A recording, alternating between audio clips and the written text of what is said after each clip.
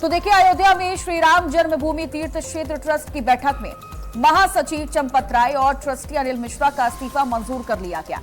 चंपत राय की जगह retired IFS Krishna Mohan को अंतरिम महासचिव बनाया गया। साथ ही सीईओ की नियुक्ति भी की गई। अब ट्रस्ट की अगली बैठक 22 जुलाई को होगी, जहां आगे की रणनीति तय होगी। तो वहीं चंपत राय ने यह कहा कि जब तक दोषियों पर कार्रवाई नहीं हो जाती तब तक वो पद नहीं संभालेंगे। कृष्ण मोहन ने कहा कि प्रबंधन की कमियों का फायदा उठाया गया, कमियों को दूर करेंगे जिससे दोबारा राम भक्तों की आस्था के साथ खिलवाड़ ना हो। तो वहीं ट्रस्ट ने राम मंदिर में दान चोरी की घटना को बेहद दुर्भाग्यपूर्ण बताते हुए कहा कि दोषियों के खिलाफ सख्त कार्रवाई की जाएगी और एसआईटी निष्पक्ष जांच कर उन्हें कानून के मुताबिक कड़ी सजा दिलाएगी। ट्रस्ट ने सोशल मीडिया पर मंदिर से अन्य कीमती वस्तुएं गायब होने की खबरों को पूरी तरह से भ्रामक बताया। ट्रस्ट ने कहा कि मंदिर को भेंट में मिली सभी 2926 वस्तुओं का रिकॉर्ड पूरी तरह सुरक्षित है और जरूरत पड़ने पर इसे सार्वजनिक भी किया जाएगा। तो देखिए, कल ट्रस्ट की तरफ से बड़ी बैठक हुई थी जिसमें तमाम बड़े फैसले लिए गए, जिसमें सबसे बड़ा फैसला रहा है चंपत राय अनिल मिश्रा का इस्तीफा मंजूर करना और दूसरा कृष्ण मोहन को महासचिव पद की बड़ी जिम्मेदारी सौंपना। और अब देखिए, ट्रस्ट की तरफ से यह बड़ा फैसला लिया गया कि अब सीईओ की नियुक्ति की जाएगी। साथ ही अब 22 जुलाई का वक्त तय किया गया है जब ट्रस्ट की अगली बैठक होगी और इस बैठक में आगे की रणनीति क्या रहने वाली है इसे तय किया जाएगा।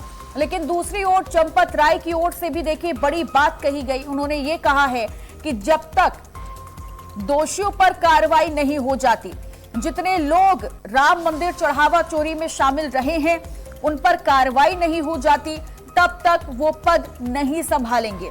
और इस लिहाज से ये पद, ये जिम्मेदारी कृष्ण मोहन को सौंपी जाती है। लेकिन दूसरी ओर अब ट्रस्ट ने इस बैठक में बड़ा फैसला लिया कि अब सीईओ की नियुक्ति की जाएगी, यानी अब सुरक्षा व्यवस्था के साथ, नोटों की गिनती की व्यवस्था के साथ तमाम ट्रस्ट की रूपरेखा को बदलते हुए तमाम बड़े फैसले तो लिए गए हैं इस बैठक में। और अब यह भी कहा जा रहा है कि पैनी नजरें हर एक जगह पर, हर एक चीज पर, हर एक व्यवस्थाओं पर बनी रहेगी। और अब आगे फिलहाल देखना होगा कि किस तरीके से आगे कार्रवाई की जाती है। इस बैठक में जिसका विवरण हमारे गुरुजी ने दिया है, उसमें मुझे कार्यकारी जब तक नए महामंत्री की नियुक्ति नहीं होती है उस समय तक मुझे महामंत्री का दायित्व का निर्वहन करने की जवाबदारी मिली है। इस जवाबदारी के निर्वहन करते समय मेरी कुछ प्राथमिकताएं होंगी। पहली, इसमें जो भी दोषी हैं, इस प्रकरण में जो भी दोषी पाए जाएंगे, हमारा आग्रह रहेगा उन सभी को न्यायोचित ढंग से जो भी उनको सजा मिलनी है मिले, इसके लिए हम बहुत आग्रही रहेंगे। इस प्रकरण में जो हुआ है उससे हम सभी आहत हैं, सभी को कष्ट हुआ है, राम भक्तों को कष्ट हुआ है। अब इस में कहीं न कहीं प्रबंधन और संचालन में कुछ कमियां रह गई थी जिसका फायदा लोगों ने उठाया। तो मेरा यह पहला प्रयत्न होगा कि वो जितनी त्रुटियां, कहीं जहां कहीं भी लूप होल्स हैं, कहीं भी कहीं छूटा हुआ है, उसको सबसे पहले बंद करना। इस प्रकार की पुनरावृत्ति न हो भविष्य में, इसका मैं पूरा प्रयत्न करूंगा। मेरा यह प्रयत्न रहेगा कि हम सभी लोग, न्यासी लोग मिलकर के ये सब, इस जो छवि हमारी धूमिल की गई है उसको दूर करने के लिए जो भी आवश्यक होगा हम अवश्य करेंगे और इस जो विश्वास को समाज के मन में पुनर्स्थापित करेंगे। हमारे महामंत्री महोदय ने और हमारे एक न्यासी महामंत्री श्रीमान चंपत राय जी और न्यासी अनिल जी मिश्रा, इन दोनों ने त्यागपत्र प्रदान किया है। और जी, और यह महामंत्री के नाते काम करने वाले हमारे चंपत राय जी को बड़ी वेदना हुई और उनको लगा कि जब तक सारा न्याय ठीक से हो नहीं जाता, अपराधी पकड़े नहीं जाते और उनको उचित दंड नहीं मिलता, तब तक हम लोगों को वहां पर बने रहना ठीक नहीं लगता है। ये सोच करके उन्होंने स्वयं ये त्याग पत्र दिया। जिसको मान्य करना न मान्य करना ये हमारे हाथ की बात नहीं थी। के पराशरन जी ने एक बड़ा सुंदर मुद्दा सामने लाया कि संविधान के अनुसार, इस न्यास के बने हुए कॉन्स्टिट्यूशन संविधान के अनुसार त्यागपत्र देते ही वह स्वीकृत माना जाता है और इसलिए हम लोगों के पास अन्य कोई चारा ही नहीं था। उन्होंने स्वयं इस बात को हमें मूल क्लॉजेस को पढ़ करके दिखा करके समझाया कि you have got no choice. जब ये त्यागपत्र दे दिया है तो आपको उसको स्वीकार करना अस्वीकार करना ये बात आपके हाथ में नहीं है। अब उसको हम लोगों को मान ही लेना चाहिए। ऐसी स्थिति में और हम लोगों ने उसका स्वीकार भी कर लिया।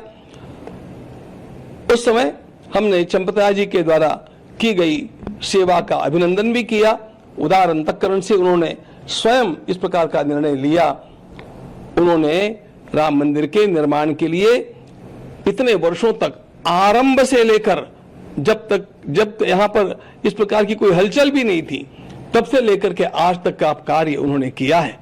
उनके सारे कार्य का सम्मान करते हुए और फिर भी उन्होंने जो उदारता दिखाई है इस परिस्थिति में, उसका सम्मान करते हुए हम लोगों ने उसको स्वीकार किया है।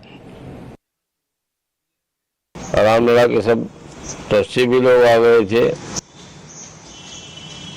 चंपत राय सही इस्तीफा दे दिए थे और स्वीकार हो गया। मैं ट्रस्टी से चंपत राय की तरफ से कोई गलती नहीं पाई, यानी उनके इस्तीफा के कारण से सब मानने के तैयार हो गए। चंपत राय भी नहीं थे, थे गोपाल थे, लेकिन मौजूदा वहाँ नहीं थे जो मीटिंग थी।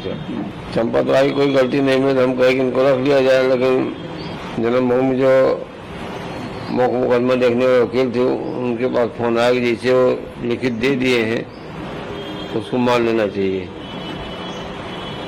तो ट्रस्टी लोग कह रहे हम लोग तो मान रहे हैं, लेकिन अब कोर्ट से है कि अगर मान दे दिए हैं तो उसको मानना चाहिए, तो इसीलिए सबको मानना पड़ा। अभी जो सोना चांदी का मामला होता है, सब सोना चांदी वहाँ आ गया, सब सोना चांदी रखा है, सब समर्पित हो गया, उसका भी ब्यौरा दिया गया। हाँ, पूरा सब सुरक्षित रखा है। क्या कहना है, जिस तरीके से लोग आरोप प्रत्यारोप पर दौड़ चला, अब इसका अंत होना चाहिए। और रामलला सब काम पूरा कर दिए। जो गलती थी ये मीडिया वाले गलती दिखाए, आखिर में लोगों को गलती मिल गई। मीडिया वाले फ्रॉड करते हैं। उनके स्थान पर केस मोहन को लिखा गया, वो उसमें पूरा सुरक्षित पैरवी कर रहे हैं, पूरा हिसाब देख रहे हैं।